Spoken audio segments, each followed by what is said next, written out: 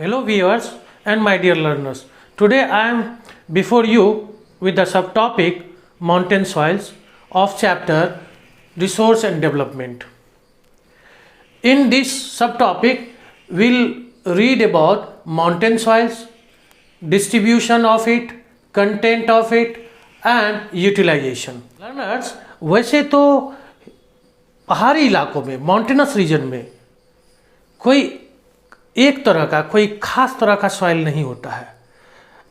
Mountainous reason के अलग अलग हिस्से में अलग अलग तरह के सॉइल मिलते हैं। जब आप ऊपरी हिस्से में जाएंगे तो वहाँ जो है आपको एक अलग तरह का सॉइल होगा, जबकि आप जैसे जैसे निचले ढाल पर आएंगे, निचले इलाके में आएंगे तो आपको अलग तरह के सॉइल नज़र आएंगे।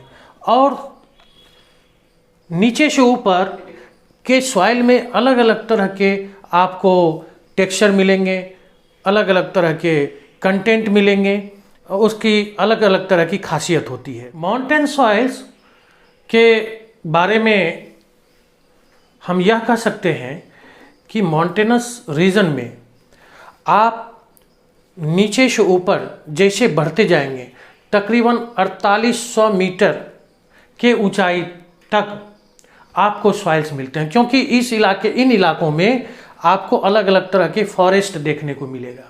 फॉरेस्ट कवर है। सबसे नीचे में आप देखेंगे कि डेसिडियस फॉरेस्ट है, जहां आपको तराई रीजन होता है। उससे ऊपर जब बढ़ेंगे तो ये बांगर और खादर का इलाका है, ये सारे भाबर का इलाका है। इससे ऊपर में तो भाबर, बांगर और खादर, उसके बाद तराई रीजन।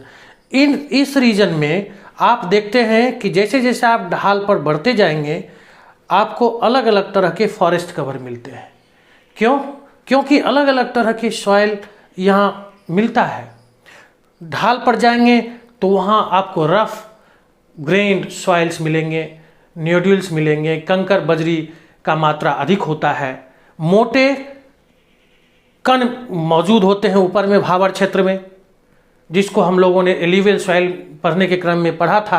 माउंटेन सॉइल के बारे में ये सारे जो है मुख्य बिंदु है, जिसके बारे में हम लोग एक एक करके डिस्कस करते हैं। पहला है, they are generally defined as poorly developed, skeletal, shallow, acidic and relatively infertile in the upper tract of mountain. जब हम ऊपर माउंटेन ढाल पर बढ़ते हैं तो उन इलाकों में आपको पुअरली डेवलप्ड सॉइल होता है। उसमें सॉइल के महीन कण नहीं होते हैं, बहुत ही मोटा कण मौजूद होता है। वह आपको डिसइंटीग्रेटेड या आप ये वेदर्ड रॉक पार्टिकल्स बड़े बड़े आकार में मौजूद होते हैं, जो स्केलेटल दिखता है, कंकाल की तरह दिखता है, और वह छिछला होता है, एसिडिक होता है, चूँकि उसमें ह्यूमस और न्यूट्रिएंट्स की मौजूदगी कम होती है। जो भी न्यूट्रिएंट्स होता है पानी के साथ घुलकर वह तलहटी में बैठ जाता है, तो इसलिए वह एसिडिक हो जाता है और रिलेटिवली इनफर्टाइल और अपेक्षाकृत जो है वह अनुपजाऊ होता है। इसलिए इन इलाकों में आपको ये अल्पाइन फॉरेस्ट जो छोटे छोटे होते हैं, लीचेंस होता है, छोटी छोटी झाड़ियाँ होती है, मॉसेस होते हैं, इन इलाकों में होता है। और they are highly diverse and can vary significantly within limited area due to different exposure and steepness। तो इसमें बहुत ज़्यादा विविधता पाई जाती है। क्यों विविधता पाई जाती है? क्योंकि इन इलाकों में आप जब देखेंगे तो अलग अलग इलाकों में कहीं जो है आपको अत्यधिक वर्षा का क्षेत्र मिलेगा। अगर वह पीछे वाला क्षेत्र है, छाया क्षेत्र है, तो वो आपको रेन शैडो एरिया होगा, वहाँ अपेक्षाकृत कम बारिश होगी। और उसी आसपास की बात होती है यह। तो जिधर वर्षा ज़्यादा होगी वहाँ ज़्यादा सघन वन मिलेंगे, वहाँ वेदरिंग ज़्यादा होगा, मिट्टियाँ मिलेगी, चाहे जिस रूप में मिले, चाहे वह आपको महीन कण के रूप में मिले या मोटे कण के रूप में मिले, लेकिन मिट्टियाँ मिलेगी। चूँकि वहाँ वर्षा होगी तो वेदरिंग भी स्वाभाविक रूप से होगा। लेकिन जब वृष्टि छाया क्षेत्र वाले इलाके में जाएंगे या कम वर्षा वाले इलाके में जाएंगे माउंटेनस रीजन के, तो वहाँ आपको अपेक्षाकृत वेदरिंग भी कम होता है, डेनिडेशन भी कम होता है, इरोजन भी कम होता है। इसलिए वहाँ आपको मिट्टी नहीं मिलता है और वहाँ वनस्पति भी आपको कम देखने को मिलेगा। तो अलग अलग इलाके में जो है अलग अलग तरह के क्लाइमेटिक एक्सपोजर होता है और ढाल में भी अंतर होता है। कहीं ज़्यादा ढाल होता है, कहीं कम ढाल होता है। तो ढाल का भी इस पर असर होता है, क्योंकि जब ज़्यादा ढाल होगा तो क्या होगा कि वहाँ किसी भी तरह का सॉइल, चाहे वह मोटा सॉइल हो, मोटा मिट्टी हो या महीन कण वाला मिट्टी हो, कोई टिकेगा नहीं, वह नीचे बहते हुए जल के साथ आ जाएगा। अब अगला हम देखते हैं कि in general they become less fertile and less developed as elevation increases. इसकी तो बात हम लोगों ने पहले ही कर चुका। जैसे जैसे एलिवेशन, चढ़ाई बढ़ते जाएगा, वैसे वैसे यह मिट्टी कम उपजाऊ होते चला जाएगा और कम विकसित होगा। उसमें महीन कण कम मिलेंगे, मोटे कण ज़्यादा मिलेंगे। अब इसका एरिया क्या क्या है आप देखिए। इस भारत के नक्शे पर आप देख सकते हैं कि हिली एंड माउंटेनस रीजन और areas where sufficient rainfall is available. अब इन इलाकों में आप southern part of mountainous region और इधर आपको ये eastern Ghat mountain and western Ghat mountain के क्षेत्रों में जहाँ आपको पर्याप्त वर्षा होता है, पर्याप्त वर्षा उपलब्ध होता है, उन इलाकों में इस तरह के जो है मिट्टियाँ पाई जाती है। इसके अलावा पूरे जम्मू कश्मीर में, हिमाचल प्रदेश में, उत्तराखंड में, फिर आप नॉर्थ ईस्टर्न स्टेट में चले जाएं, यहाँ आपको नजर आएंगे। ये देख ले, ये इलाका है।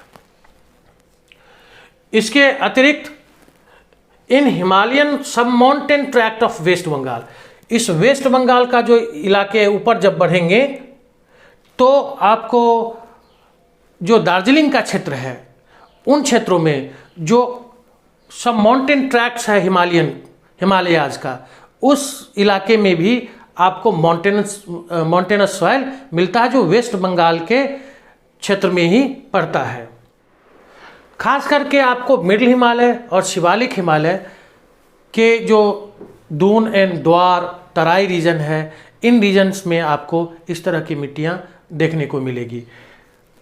तो इस तरह से ये जो तराई रीजन है, आपको यहाँ आप शिवालिक माउंटेनस रीजन में जब जाएंगे तो आपको दून, जैसे देहरादून, द्वार अर्थात हरिद्वार जैसे इलाकों में इस तरह की मिट्टी आपको, माउंटेनस सॉइल आपको देखने को मिलेगा।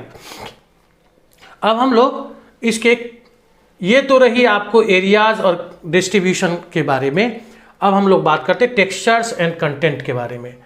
तो इससे पहले भी हम लोग इसके परिचय में बात कर चुके हैं कि अपर ट्रैक्ट में जो है, माउंटेनस रीजन के अपर ट्रैक्ट में या ऊपरी इलाके में, इसका जो है कोर्स ग्रेन्ड इन अपर स्लोप्स, मतलब ऊपरी ढाल पर इसके जो कण होते हैं वह मोटे होते हैं, बड़े बड़े होते हैं। जैसे जैसे आप ऊपर जाएंगे बड़े बड़े होंगे, चूँकि जब वर्षा का जल इस तलहटी पर पड़ता है तो महीन कण उस वर्षा के जल के साथ बहकर नीचे आ जाता है और मोटा कण ऊपर टिक जाता है।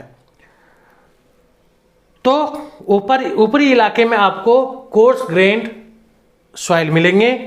जबकि आप नीचे जाएंगे तो इन इलाकों में तराई, पहले तो भाबर, फिर बांगर, फिर कादर और फिर तराई रीजन में आपको, जब तराई रीजन में पहुंचेंगे तो निश्चित रूप से लोमी एंड सिल्टी सॉइल मिलेंगे। In the snow-covered areas of Himalayas, soil experience denudation and are acidic with low humus content. जब आप जो है स्नो कवर्ड एरिया में जाएंगे, जहां आपको बर्फ़ के मोटी मोटी चादरें मिलती है, उससे नीचे लो एल्टीट्यूड में जाएंगे, जहां वह हिमानी में परिणत हो जाता है, हिमनद में परिणत हो जाता है, तो हिमनद वाले इलाके में और उससे भी नीचे जब आप जाएंगे निचले ढाल पर, जहाँ लो एल्टीट्यूड में, जहाँ हिमनद जल में परिणत हो जाता है, नदी जल में परिणत हो जाता है या बहते हुए जल में परिणत हो जाता है, तो हिमनद और नदी जल या बहते हुए जल के इलाके में जो है अनाच्छादन का प्रक्रिया बढ़ जाता है। जहाँ हिमानी और बहते हुए जल के अनाच्छादन का प्रक्रिया बढ़ जाता है, तो उन इलाकों में क्या होता है, उन इलाकों का जो सॉइल है वह बहते हुए जल के साथ, हिमानी के साथ, उसका जो महीन कण है, जो उपजाऊ वाला अंश है, हिस्सा है, वह नीचे चला जाता है और वहाँ जो बच जाता है वह लीचेंस के बाद, मतलब उसमें जो न्यूट्रिएंट होते हैं वो घुलकर पानी के साथ नीचे आ जाता है। वह आपको इस तरह से स्केलेटल फॉर्म में आपको यत्र तत्र बिखरा हुआ मिलेगा और उसमें ह्यूमस कंटेंट भी कम होता है। तो ये हो गया आपको स्नो कवर्ड एरिया और उससे लगा हुआ इलाके के बारे में, जहाँ के मिट्टी के टेक्सचर और कंटेंट का जानकारी इस तरह से है। आप देखते हैं कि इन इलाकों में बहुत ज़्यादा वेरिएशंस हैं। वहाँ के फॉरेस्ट कवर में भी बहुत वेरिएशंस है, क्योंकि वहाँ का सॉइल अलग अलग है और सारे सॉइल का अपना गुण दोष होता है। उस गुण दोष के आधार पर वहाँ के जो है उद्भिद या वनस्पति या क्रॉप्स मिलते हैं। तो देखते हैं, they are generally infertile for the production of field crops. अब ऊपरी ट्रैक्ट में तो फील्ड क्रॉप्स नहीं मिलेंगे, क्योंकि वहाँ आपको स्टोनी या आप यूँ कहें कि पुअरली डेवलप्ड, स्केलेटल और शैलो और एसिडिक जो है एंड रिलेटिवली इनफर्टाइल सॉइल होते हैं, मोटे कण वाले सॉइल होते हैं। इसलिए वह क्या होगा, आपको जनरली इनफर्टाइल होगा और उसमें फील्ड क्रॉप्स नहीं होगा, लेकिन but useful for supplying forest products, timbers and fuels. लेकिन इन इलाकों में जैसे tropical rain forest, coniferous forest, ये जो है आपको ये जो इलाका है 450 मीटर्स से लेकर 2800 मीटर्स के बीच वाला इलाका, यह हमें टिम्बर्स प्रदान करता है, फ्यूल्स वुड प्रदान करता है या फायरवुड प्रदान करता है, जो हमारे लिए बहुत ही उपयोगी होता है। इस फॉरेस्ट पर बहुत सारे उद्योग निर्भर करता है, जैसे दिया सलाई उद्योग हो गया, जैसे आपको टिम्बर उद्योग हो गया, जैसे आपको बहुत सारे प्लाईवुड वाले उद्योग जो इस पर डिपेंडेंट है। तो एक तो ये बात हो गई, they require large amount of fertilisers for plantation of tea, spices and tropical fruits. अब इन इलाकों में जो है आपको किसान, उसमें उनको बहुत ज़्यादा फर्टिलाइज़र का उपयोग करना पड़ता है। लेकिन जब आप निचले इलाके में जाएंगे जहाँ फील्ड क्रॉप्स होता है, वहाँ कंपैरेटिवली आपको कम खाद का उपयोग करना पड़ता है, लेकिन फिर भी वहाँ फर्टिलाइज़र का उपयोग करना पड़ता है। तो आपको different types of fruits are grown in western Himalayas. Western Himalayas में जो है आपको वहाँ के मिट्टी के गुणदोष के आधार पर बहुतायत में वहाँ आपको फ्रूट्स, तरह तरह के फ्रूट्स उगाए जाते हैं। लेकिन जब आप ईस्टर्न हिमालयाज में जाएंगे, इन इलाकों में आसाम, अरुणाचल प्रदेश, इन इलाकों में जाएंगे, तो वहाँ के पहाड़ी ढालों को काट करके सीढ़ीनुमा बनाया जाता है और उस पर चाय के बड़े बड़े बागान आपको देखने को मिलेगा। वहाँ इसके अतिरिक्त स्पाइसेस के, ट्रॉपिकल फ्रूट्स के भी बागान आपको प्लांटेशन देखने को मिलेगा। अगले वीडियो में हम लोग रेड एंड येलो सॉइल के बारे में पढ़ेंगे। इससे पहले वाले वीडियो में हम लोगों ने एल्यूवियल सॉइल के बारे में पढ़ा था। इसी के साथ जय हिंद, धन्यवाद।